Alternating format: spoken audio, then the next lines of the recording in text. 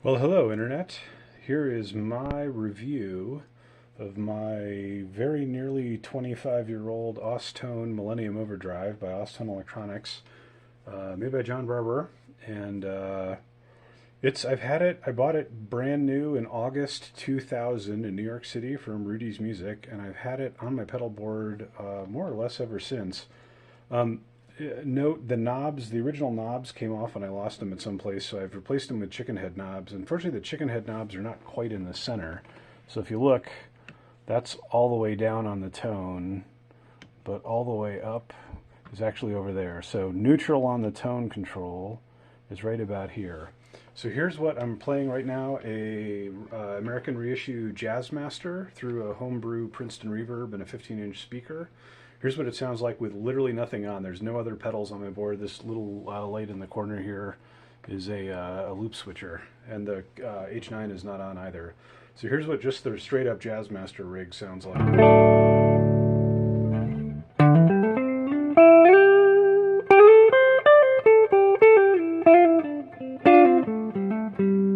So the first thing that's weird about the Millennium Overdrive, you'll notice I have the gain here down to 0. It doesn't go any further. And if I turn it on, it doesn't sound like anything. The weirdest part about this pedal is it's completely transparent. You can turn the drive down to 0 and you'll basically just get a buffer.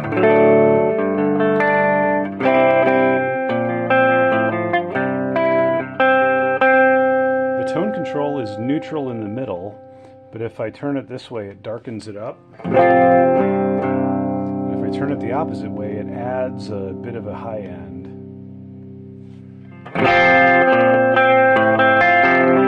That's even still with the bridge pickup. Here's what it's like with the neck pickup. So I usually run it with a tone right in the middle. And from here on out, I'm going to try and equalize the volume, so because we all like loud stuff better.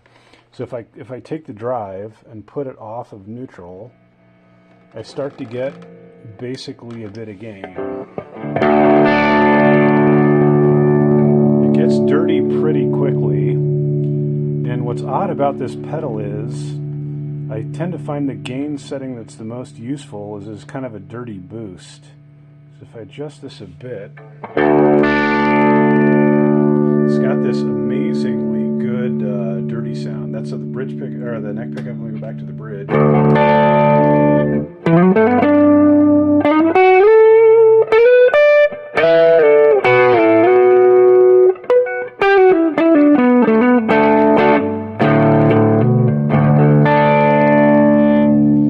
So what's wild about this thing is it sounds like a Fender overdrive, not necessarily like a Marshall overdriven.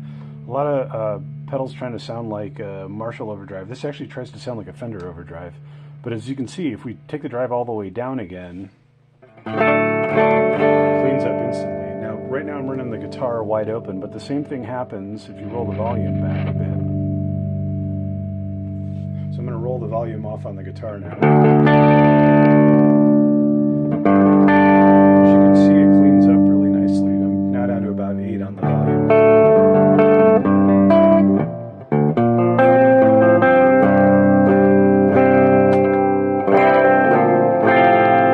And if it sounds too dark, you can add a little bit more tone.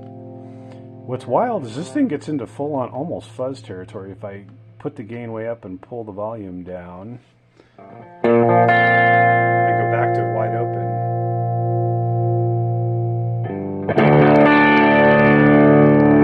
And here it's got a very amp overdrive-like sound. It almost sounds like a really clean fuzz.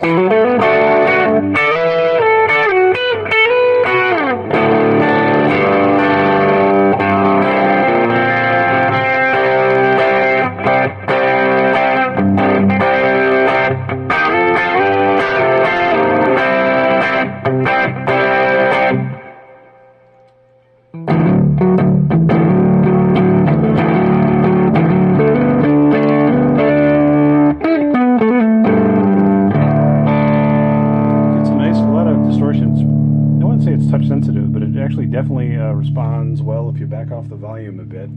If you decide to go, that's with the gain halfway up. If you decide to go flat out, you get into some really crazy territory here. I don't usually play it with this much gain, but it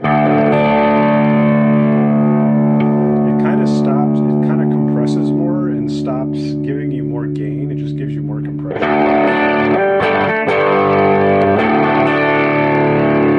eventually you're all the way up.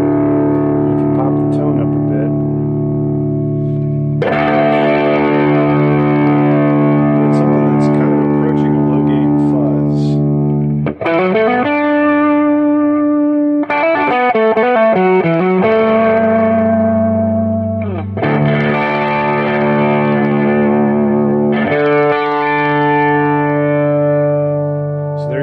Austone Millennium Overdrive. I think it's the actual topology of the pedals. It's a JFET amplifier, so it's most similar to, I would say, a blues driver. But I actually have a Keeley Muse driver now, and I had a Keeley blues driver before, and it kind of sort of sounds like those, but it kind of just does its own thing. I tend to use it as a dirty boost into the Gladio that I have sitting right over there.